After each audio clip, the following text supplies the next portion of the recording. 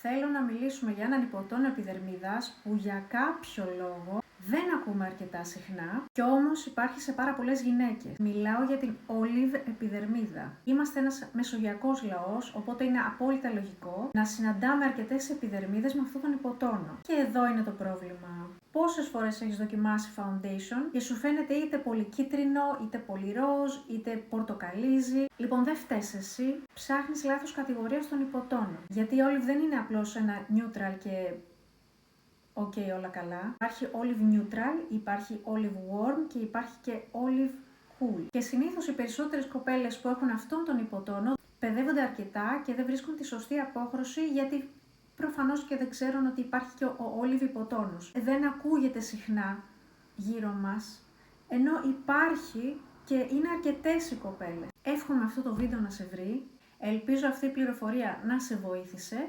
Γράψε μου στα σχόλια, εσύ τον γνώριζεις τον υποτόνο σου? Έχεις βρει το σωστό foundation για σένα? Φιλάκια πολλά, τα λέμε σε ένα άλλο βίντεο.